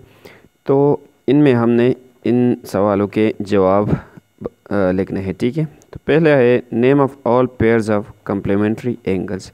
इनमें हमने कम्प्लीमेंट्री एंगल्स के पेयर्स को निकालना है, ठीक है। पेयर्स मतलब जोड़े हैं, ठीक है, जोड़। कम्प्लीमेंट्री एंगल्स जोड़ों में होते हैं ना, तो इनको जोड़ों में हमने निकालना है, ठीक है। इनसे बुक में जो शेप है वो थोड़ा छोटा है, तो इस तरह मैंने एक बड़ा वाला बना दिया यहाँ पे। और इसमें हमने पहला क्वेश्चन हमारे पास है कि name all the complementary angles, pairs of complementary angles. तो वो कम्प्लीमेंट्री एंगल्स की जोड़ें कहाँ पर है वो हमने निकालने, ठीक है। तो कम्प्लीमेंट्री एंगल्स अगर आप लोगों को याद हो तो वो 2 एंगल्स या 2 से ज़्यादा भी हो सकते हैं, वो एंगल्स जिनको जमा करने से हमें मिलता है 90, ठीक है। तो सबसे पहले अगर आप कम्प्लीमेंट्री एंगल्स ढूंढना चाहते हैं तो इनमें 90 एंगल्स को आपने ढूंढना होगा, ठीक है। तो यहाँ पर ये जो निशान दिखाई दे रहा है और ये वाला, ये 90 एंगल को जाहिर कर रहा है, ठीक है। इसका मतलब है कि यहाँ से लेकर इस पॉइंट से लेकर इस पॉइंट तक ये एंगल जो है, ये एंगल ये 90 डिग्री है, ठीक है। तो जब 90 आपको दिखे तो इसमें इसके अंदर जो भी एंगल्स हो वो कम्प्लीमेंट्री एंगल्स पर होंगे, ठीक है। तो अगर आप इस तरह करें, मैं इसको इस तरह छुपा लेता हूँ यहाँ पर, फॉर एग्ज़ाम्पल इसको मैंने छुपा लिया। जो भी हिस्सा आपको ऊपर नज़र आ रहा है यहाँ पर, तो ये 90 एंगल्स है, ठीक है। यहाँ से लेकर यहाँ तक ये पूरा का पूरा 90 है, लेकिन इसके अंदर 2 और एंगल बने हुए हैं। एक ये है और दूसरा ये है, 2 और मौजूद है, ठीक है। एक ये एंगल है यहाँ से लेकर यहाँ तक और दूसरा है यहाँ से लेकर यहाँ तक, 2 एंगल्स बने हुए हैं इसमें। तो इन दोनों एंगल्स को अगर हम जमा करें तो हमें 90 मिलेगा। तो मतलब ये 2 एंगल्स, ये एंगल 1 और ये एंगल 2 मैंने नाम दिए, ये 2 एंगल्स कम्प्लीमेंट्री एंगल्स है, ठीक है। तो इनके नाम सिर्फ हमने वहाँ पर आंसर में लिख रहे हैं। पहले एंगल का नाम किस तरह है, एंगल को हम नाम इस तरह देते हैं ताकि ये एक एंगल है ना, अगर इसको हम इस तरह छुपा लें तो ये एक एंगल है, इसको हम नाम इसी तरीके से देते हैं, एंगल EOG। ओ हमेशा बीच में होना चाहिए, EOG, या इस तरह भी लिख सकते हैं GOE, लेकिन ओ बीच में होना चाहिए, ठीक है। तो पहला एंगल हमारा है एंगल EOG, ये एंगल कम्प्लीमेंट्री एंगल है, ठीक है, एंगल EOG, ठीक है। फिर इसके बाद एंड दूसरा कौन सा है, अगर आप इस तरह भी लिख सकते हैं कि G पहले, GOE भी लिख सकते हैं, कोई मसला नहीं है। फिर ये एंगल 1 तो हुआ। फिर इस एंगल 2 का नाम क्या है, अगर इसको हम इस तरह छुपा लें तो एंगल 2 फिर इस तरह बन जाता है, यहाँ से लेकर यहाँ तक, ठीक है। तो इसको किस तरह नाम देंगे, तो यहाँ पर क्या है, O है ना, इस पॉइंट पे O है, तो GOP इस तरह भी दे सकते हैं या POG इस तरह भी दे सकते हैं नाम। तो दूसरा एंगल है एंगल POG, ठीक है। तो ये दोनों एंगल्स जो है कम्प्लीमेंट्री एंगल्स है, अगर इन दोनों को हम जमा करें तो 90 आएगा, वो हमने साबित कर दिया। अब दूसरा 90 कहाँ पर है, ठीक है। अगर हम देख ले इस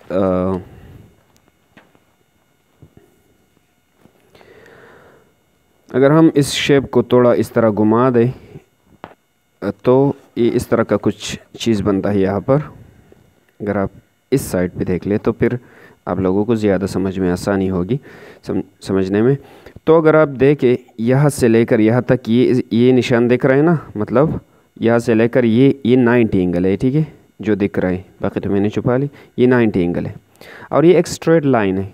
तो स्ट्रेट लाइन के ऊपर जितने भी एंगल्स होते हैं वो 180 के बराबर होते हैं ना, हमने तो कर दिया था तो वीडियो के फर्स्ट में।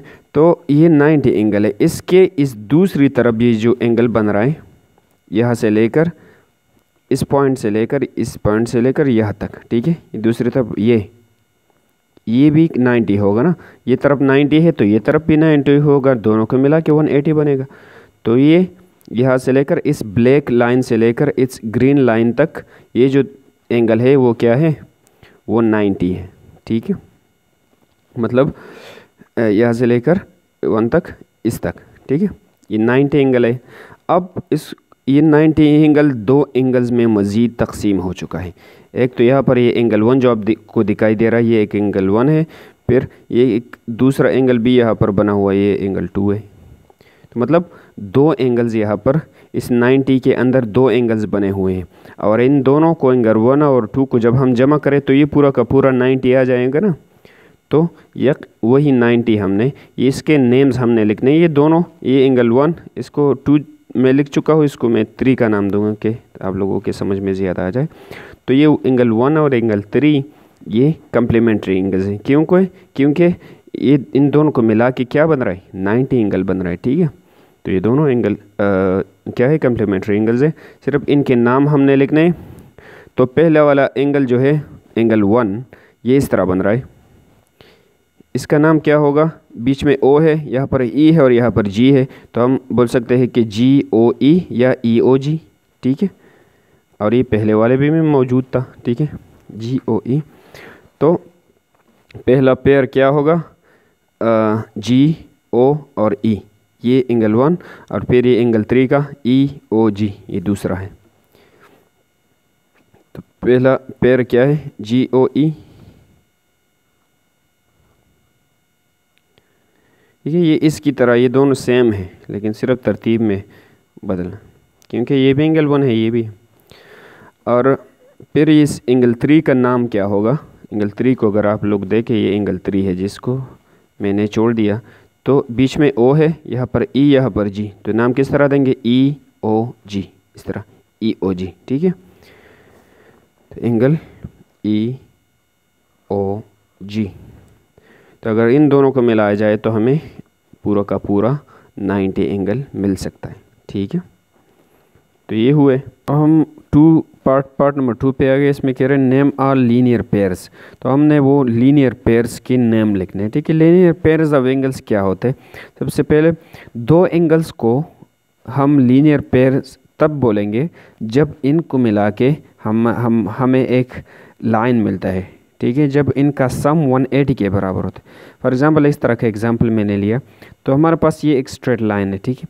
इसके ऊपर मैंने दो एंगल्स बना दिए, एक तो ये एंगल है, ठीक है, और दूसरा यहाँ से लेकर यहाँ ये एंगल है। अगर ये इसको 1 के तो इसको 2, तो एंगल 1 एंड एंगल 2 दो एंगल्स मैंने बना दिए। तो ये एक ऐसे ये दोनों ऐसे एंगल्स है, अगर इनको मैं मिला दूँ, इनको मैं जमा करूँ एंगल 1 प्लस एंगल 2 तो हमें मिलेगा 180 डिग्रीज, ठीक है। क्योंकि एक स्ट्रेट लाइन पर जितने भी एंगल्स होते हैं इनका सम 180 के बराबर होता है। तो दो एंगल्स को हम तब लीनियर पेयर्स बोलेंगे जब इनका सम 180 के बराबर होते हैं। तो हम कह सकते हैं कि एंगल 1 और एंगल 2 क्या है, लीनियर पेयर्स है। और इसको इस तरह भी नाम देते हैं BOC, इस तरह ये एंगल BOC ये एक एंगल है, एंड एंगल COA या AOC इस तरह भी बोल सकते हैं, COA, ये दोनों एंगल्स हैं। तो ये दोनों एंगल्स लीनियर पेयर्स है। क्योंकि इनको मिलाने से हमें क्या मिलता है, एक स्ट्रेट लाइन मिलता है, 180 डिग्री मिलता है, ठीक है। तो लीनियर पेयर्स का मतलब क्या है कि लीनियर पेयर्स हमेशा एक स्ट्रेट लाइन पर होते हैं, ठीक है।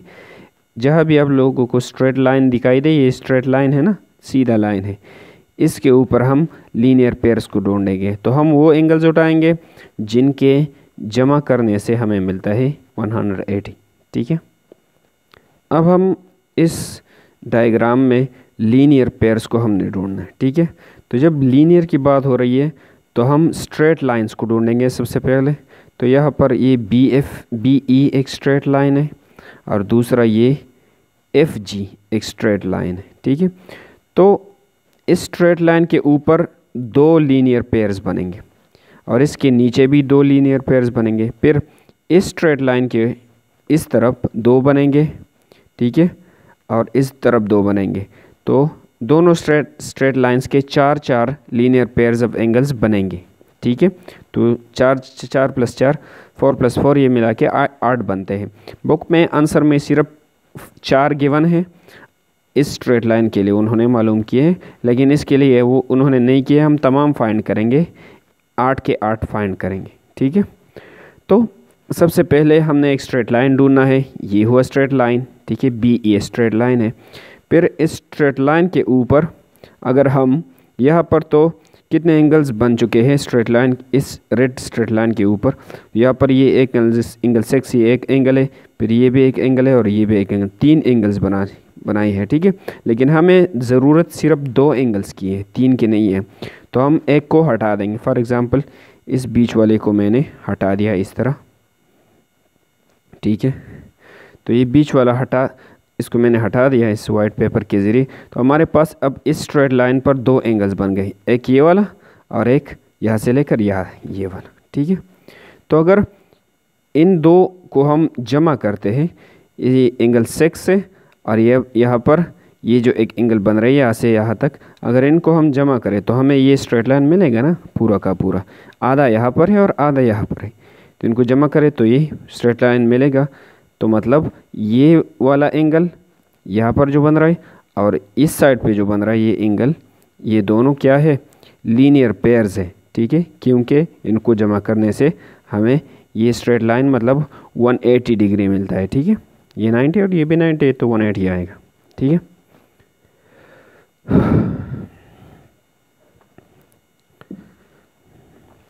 तो अब हम इनके नाम्स वहाँ पर लिख देंगे।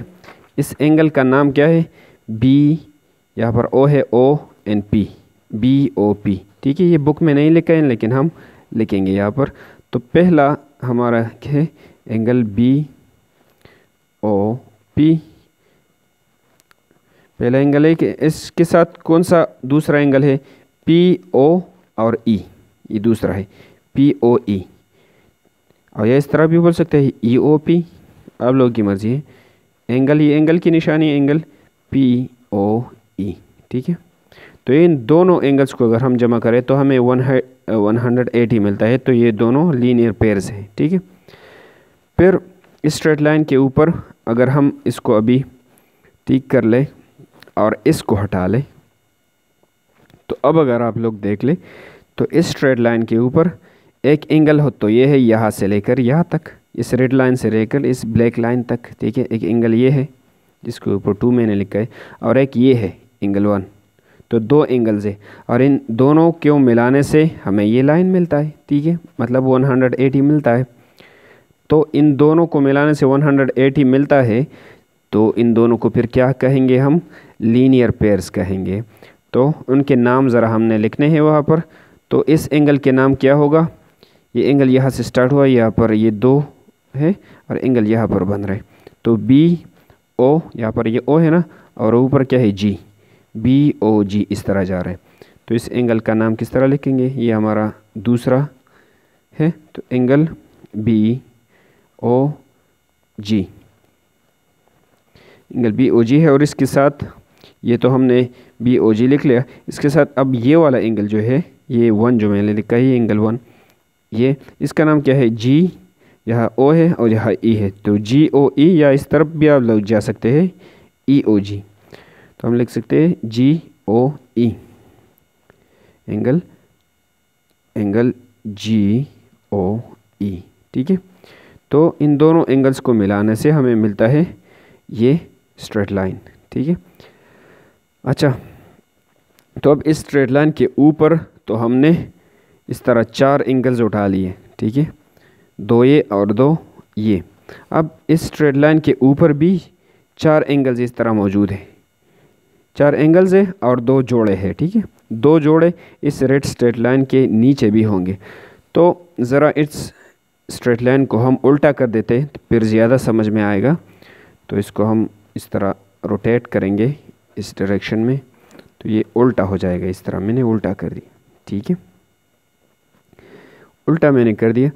अब ये रेड स्ट्रेट लाइन है, अब इसके नीचे हम बात करेंगे। ऊपर तो हमने एंगल्स बना दिए, ठीक है, 2 जोड़े बन गए यहाँ पर। अब तीसरा जोड़ा और चौथा जोड़ा यहाँ से उठा लेंगे। तो इसमें आप जो भी जो है ना, इस जो इसको इग्नोर करना चाहते हैं, इसको या इसको, जो भी, अगर हम इस वक्त इसको इग्नोर करें, फॉर एग्ज़ाम्पल इस तरह इसको मैंने इग्नोर किया, तो एक स्ट्रेट लाइन है रेड, इसका नाम क्या है, बी ई। ये तरह उल्टा दिखाई दे रहा है, इसको मैंने उल्टा किया, ठीक है। तो बी ई बनता है किन 2 एंगल से, इस एंगल से, ठीक है, जो कि इसका नाम क्या है, बी, यहाँ पर ओ है, ठीक है, इस मिड पॉइंट पे बी ओ एफ, ये एंगल, और दूसरा एंगल ये इस और इसके दरमियान जो एंगल बन रहा है, तो इसका नाम क्या होगा, एफ ओ ई। तो ये एंगल और ये एंगल, इन दोनों एंगल से बनता है ये स्ट्रेट लाइन, ठीक है। तो इन दोनों एंगल्स को फिर क्या कहेंगे, हम लीनियर पेयर्स कहेंगे। तो इसके नाम ज़रा वहाँ पर लिखने हैं, बी, यहाँ पर ओ है, ठीक है, सेंटर में बी ओ एफ, पहला क्या है, बी ओ एफ, तो हम लिखेंगे, ये हमारा तीसरा जोड़ा है, तो 3 मैंने लिख दिया, एंगल बी ओ एफ, या एफ ओ बी भी आप लिख सकते हैं उल्टा। एंड दूसरा कौन सा है, एफ ओ ई, या ई ओ एफ भी लिख सकते हैं, उल्टा भी आप लिख सकते हैं, एफ ओ ई। तो ये एक जोड़ा बन गया, ठीक है, इसको मैंने हटा लिया। अब इसको ज़ाहिर करेंगे और इसको हटा लेंगे, ठीक है, यही प्रोसेस हम तमाम के लिए कर देंगे। तो अगर हम देख ले यहाँ पर, तो इसमें अब ये स्ट्रेट लाइन है बी ई, और इसमें 2 एंगल्स बन रहे हैं। एक तो ये एंगल है, इसको मैंने 3 भी लिखा हुआ है, ये एंगल है ये वाला, फिर एंगल यहाँ से लेकर इस ग्रीन से लेकर इस रेड तक, ये भी दूसरा एंगल है। तो इस स्ट्रेट लाइन के ऊपर एक ही एरो मौजूद है और 2 एंगल्स बन रहे हैं, ठीक है। तो इन दोनों एंगल्स को मिला के हमें ये 180 मिलेगा। तो इनके नाम ज़रा वहाँ पर लिखने हैं, ये लीनियर पेयर्स है, ठीक है। तो ई ओ और क्यों, एक तो ये एंगल है, ठीक है, बीच में जो ये लाई कर रहा है, ई ओ क्यों, हाँ वो हम यहाँ पर लिख देंगे एंगल। ये चौथा पेयर है हमारा, एंगल ई ओ एंड क्यों, और दूसरा क्या है, एंड। ये तो हमने अच्छा, अब दूसरा यह क्यों से लेकर ये आम है और ये आम है, ठीक है, इन दोनों के जो मिलता है, तो हम इसको इस तरह भी नाम लिख दे सकते हैं, क्यों ओ और बी, इस तरह भी, या बी से लेकर बी ओ क्यों, जो भी आप लिखना चाहते हैं। तो क्यों ओ बी इस तरह भी लिख सकते हैं, क्यों ओ बी। तो इन दोनों को मिला के हमें 180 मिलता है। तो ये भी लीनियर पेयर्स है, ठीक है। अब हमने इस रेड लाइन के ऊपर और नीचे तो बात की।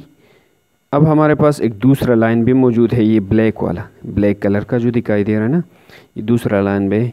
तो इसके ऊपर 2 जोड़े बनेंगे और नीचे भी 2 जोड़े बनेंगे। और बुक में जो आंसर दिया गया है वो सिर्फ इस ब्लैक लाइन के लिए है, ठीक है। ऊपर 2 जोड़े और नीचे 2 जोड़े, तो 4 जोड़े उन्होंने बनाए हैं, लेकिन हमने दोनों के लिए काम करना है। तो 4 इसके बन गए और 4 इसके इस ब्लैक वाले के भी बन जाएंगे, तो हमारे पास 8 बन जाएंगे, ठीक है।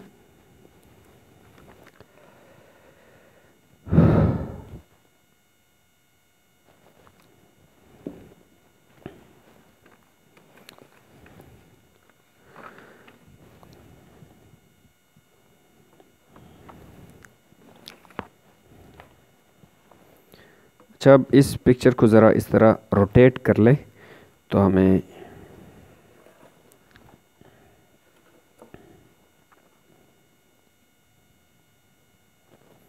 अब हमारे पास ये डायग्राम इस शेप की है, लेकिन इस लाइन के लिए हम बात कर रहे हैं, इस ब्लैक लाइन के लिए।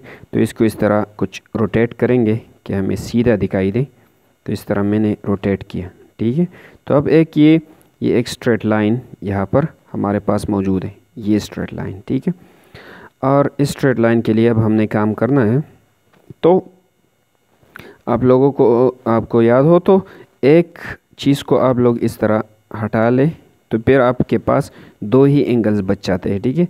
एक ये एंगल है इस ग्रीन से लेकर इस ब्लैक तक ये एंगल, दूसरा है ये वाला जिसको मैंने 2 का नाम दिया हुआ है, ठीक है। इन दोनों एंगल्स को मिला के ये स्ट्रेट लाइन बनता है, 180 डिग्रीज आता है। तो मतलब ये दोनों एंगल्स फिर क्या है, लीनियर पेयर्स है, ठीक है। तो पहले एंगल यहाँ से लेकर यहाँ तक इसका नाम क्या है, ये तो F से शुरू हुआ और P पर ख़त्म है, ठीक है। तो F यहाँ पर बीच में O है और वहाँ पर क्या है P। तो एंगल नाम किस तरह देंगे, FOP या POF भी लिख सकते हैं, उल्टा भी लिख सकते हैं। तो पहला क्या है FOP, ये 5वां जोड़ा है एंगल FOP। एंड दूसरा क्या है, इसको ज़रा हटा के, दूसरा ये तो हमने लिख दिया, दूसरा ये एंगल है, ठीक है। ये और ये पूरा का पूरा, ये थोड़ा बड़ा है और ये छोटा है। तो ये छोटा वाला इसको हम नाम किस तरह देते, तो ये है P, यहाँ पर O है और यहाँ पर G, तो POG इस तरह हम नाम देते हैं, ठीक है। तो इसका नाम किस तरह हुआ, एंगल POG, ठीक है। तो इस तरह हमने लिख दिया। अब ये लाइन तो हमने हटा लिया था, अब इस लाइन को हटा लें तो हमारे पास ये ही एक बच जाता है, ये रेड वाला, ठीक है। और इस स्ट्रेट लाइन के ऊपर बात हो रही है।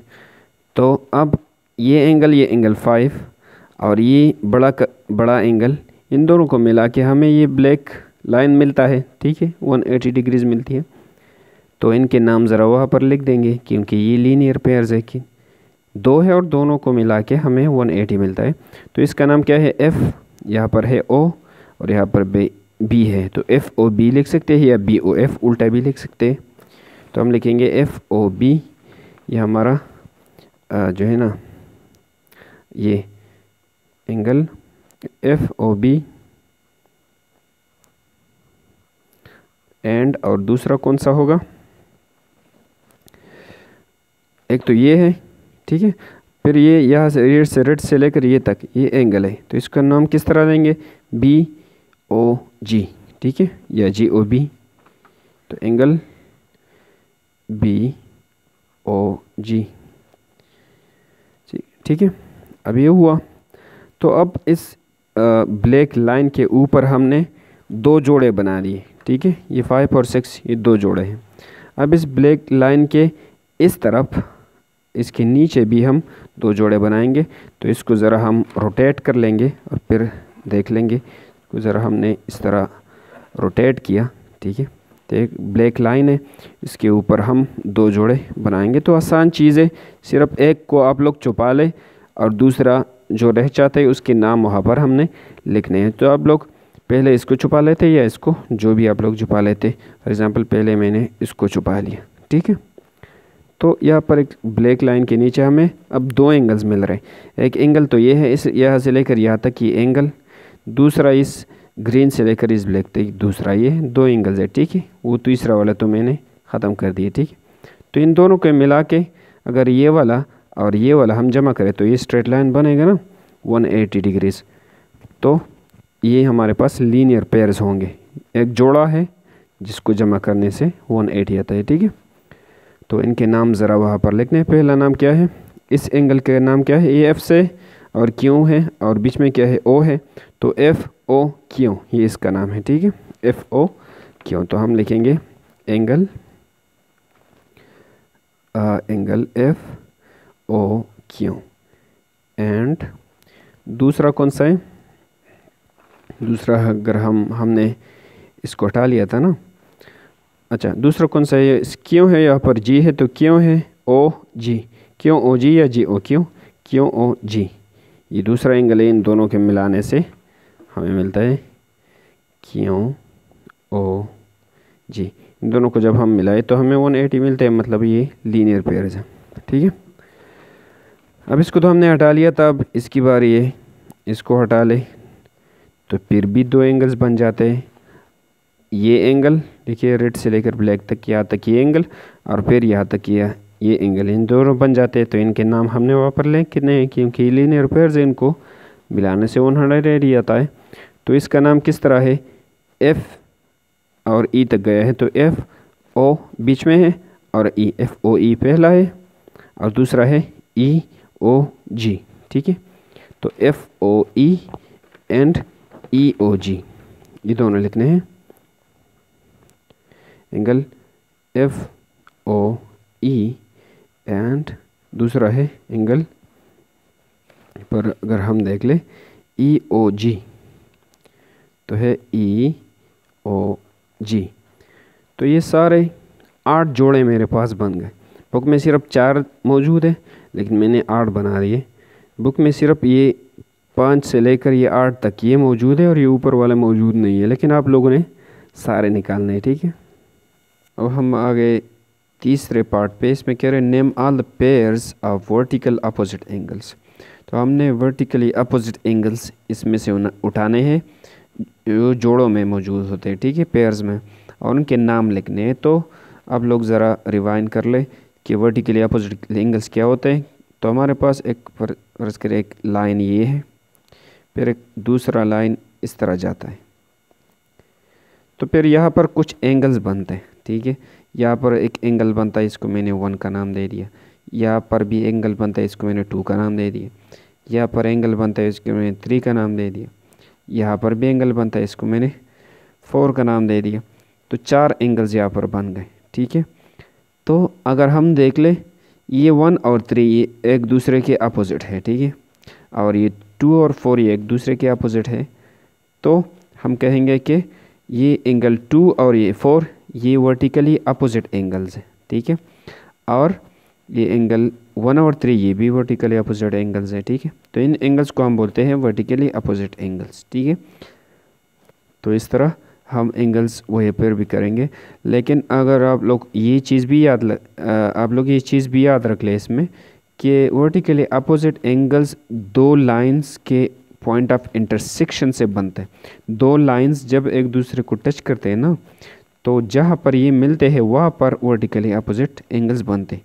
तो यहाँ पर स्ट्रेट लाइंस की बात हो रही है। ठीक है, तो हम यहाँ पर इस चीज़ पे वापस आते हैं। जिस तरह हमने वो डायग्राम बनाया था, बुक में थोड़ा छोटा है, हमने बड़ा बना दिया।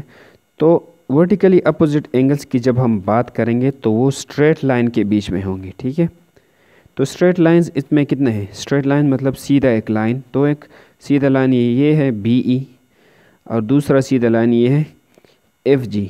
ये दोनों स्ट्रेट लाइंस हैं। और ये बाकी ये PO ये स्ट्रेट लाइन नहीं है, क्योंकि इस तरफ नहीं जाता, और ये भी स्ट्रेट नहीं है। यहाँ पर ये यहाँ तक तो है, लेकिन यहाँ भी होना चाहिए, यहाँ पर नहीं है।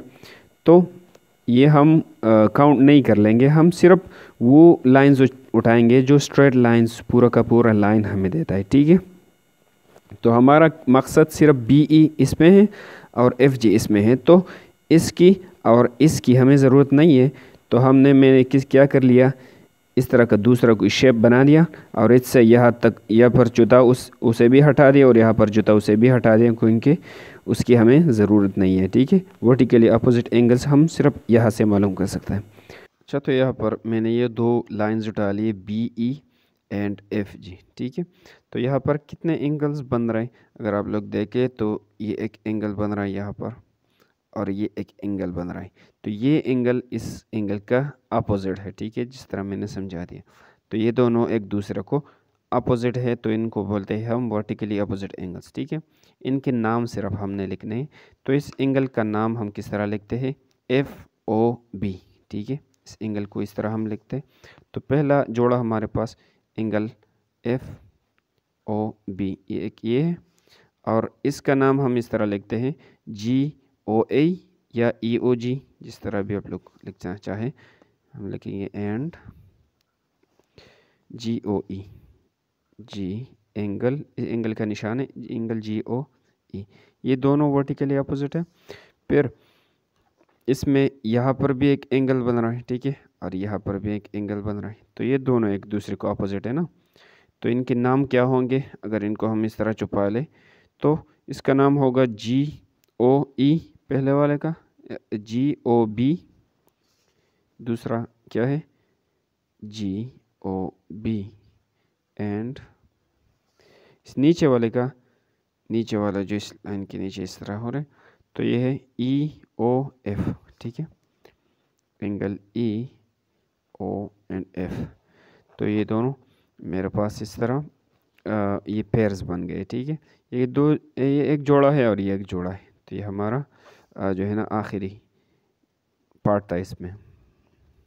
हम क्वेश्चन 5 पे आ गए। इसमें कह रहा है angle A and angle A, angle B and angle C are 3 angles. हमारे पास 3 एंगल्स मौजूद है, ठीक है, ए बी और सी। Angle A and angle B are complementary to each other. Angle A और एंगल बी एक कंप्लीमेंट्री है, ठीक है, कंप्लीमेंट्री मतलब अगर इन दोनों को जमा करें तो 90 आ जाएगा, कंप्लीमेंट्री ये मतलब है। और angle B and angle C form a linear pair, और एंगल बी और एंगल सी ये एक लीनियर पेयर बनाता है। लीनियर पेयर का मतलब ये है कि लीनियर पेयर पिछले क्वेश्चन में हमने समझा दिया कि इनको अगर जमा किया जाए तो 180 मिलेगा, ठीक है, लीनियर पेयर ये मतलब है। तो ए और बी को जमा करने से 90 मिलता है और बी और सी को जमा करने से 180 मिलता है। अब हमने क्या फाइंड करना है, if angle A is 52 smaller than angle B. अगर एंगल ए एंगल बी से 52 स्मॉलर है, ठीक है, तो find the measure of angle A angle B and angle C. हमने इनकी मेजर्स फाइंड करनी है, ठीक है। तो पहला हमारे पास हमने सोल्यूशन लिखा। सबसे पहले हमने लिखा कि angle A and angle B are complementary angles. तो ये दोनों कंप्लीमेंट्री एंगल्स हैं, ठीक है। इस तरह इसको मैं स्मॉल लिखूँ तो इसका मतलब है कि अगर मैं एंगल ए को एंगल बी के साथ जमा कर लूँ तो मुझे फिर 90 डिग्रीज मिलेगा, ठीक, क्योंकि कंप्लीमेंट्री एंगल्स तो ये होते हैं जमा करने से 90 मिलता है, ठीक है। और अब हम जानते भी हैं कि फॉर एग्ज़ाम्पल इसको मैंने क्वेश्चन 1 का नाम दे दी। अब हम यहाँ पर ये भी बता रहे हैं कि angle A is 52 smaller than angle B. ये एंगल ए है, ठीक है, एंगल ए स्मॉलर है किससे, एंगल बी से। एंगल ए स्मॉलर है एंगल बी से, लेकिन कितना स्मॉलर है, 52 स्मॉलर है, ठीक है। तो ये हमारे पास हुआ एंगल ए और ये है एंगल बी। तो इसका मैं एक एग्ज़ाम्पल दे देता हूँ। फॉर एग्ज़ाम्पल हमारे पास दो नंबर्स है, एक 100 है और दूसरा 60 है। हम जानते हैं कि 60 स्मॉलर है 100 से, ठीक है। ये कितना स्मॉलर है, 40 नंबर स्मॉलर है। इसके साथ हम 40 जमा करें तो ये आएगा, मतलब 40 डिफरेंस है दोनों में। तो फिर हम इनको इक्वल किस तरह बनाते हैं। अगर हम इनको इक्वल बनाना चाहते हैं तो या तो 100 से 40 माइनस करें इस तरह, तो इसके 60 के बराबर आ जाएगा, या इस तरह भी कर ले कि 100 अपनी जगह छोड़ दे लेकिन 60 के साथ 40 जमा करें तो इसके बराबर आ जाएगा। दोनों आप कर सकते हैं, बड़े वाले से माइनस करना होगा या छोटे वाले से के साथ जमा करना होगा, तो दोनों बराबर आ जाएंगे। तो यहाँ पर हम इन दोनों को बराबर जो है ना लाना चाहते हैं, क्योंकि हमें ज़रूरत है यहाँ पे, ठीक है। तो हमें पता है कि एंगल ए छोटा है, कितना छोटा है, 52 डिग्रीज छोटा है। तो इस छोटे वाले के साथ 52 जमा करें तो इस बड़े वाले के साथ इसके बराबर हो जाएगा, या इस बड़े वाले से 52 माइनस करें तो इस छोटे के बराबर हो जाएगा, ठीक है। तो इस तरह हमने कर दिया जिस तरह मैंने एग्जांपल में किया। तो एंगल ए बराबर हो गया एंगल बी माइनस 42 डिग्रीज, ठीक है, ये डिग्रीज हम लगाते हैं। तो अब ये एंगल ए का वैल्यू है, एंगल ए इसके बराबर है। अब ये हम यहाँ से उठाकर यहाँ पुट कर देते हैं एंगल ए की जगह, तो हमें एंगल बी आसानी से मालूम हो सकता है। तो वहाँ पर एंगल ए की जगह हम ये चीज़ लगाएंगे, ये क्या है, एंगल बी प्लस माइनस 52, और फिर है प्लस, फिर है एंगल बी और इज इक्वल टू 90 डिग्री, ठीक है। तो हमने ऊपर इसमें से एंगल ए की जगह ये दोनों चीज़ें लिख ली और प्लस एंगल बी अपनी जगह वापस लिख लिया और इज इक्वल टू 90, ये तो अपनी जगह वापस आ गया। लेकिन एंगल ए की जगह ये तो इसके बराबर है तो मैंने ये लिख दिया। अब अगर हम देखें यहाँ पर भी एंगल ए बी है, यहाँ पर भी एंगल बी है, दो है ना, दोनों को जमा करेंगे तो 2 बने। यहाँ पर इसके आगे 1 है, यहाँ पर इसके आगे 1 है, तो 1 और 1 जमा हुए 2 और इस तरह लिखा 2 एंगल बी। दो दफ़ा आया है ना तो 2 मैंने लिख दिया 2 एंगल बी, ठीक है। और फिर ये -52 इसके बाद लिखेंगे, ज़रा तरतीब दे दिया, और फिर इक्वल टू 90 डिग्री, ठीक है। अब हम ये मालूम करना है तो इसको इस साइड पे ले आएंगे तो 2 एंगल बी बराबर हो जाएगा, ये इस साइड पे ले आएंगे तो ये माइनस से इस साइड पे प्लस बन जाएगा, तो 90 प्लस 52, ठीक है।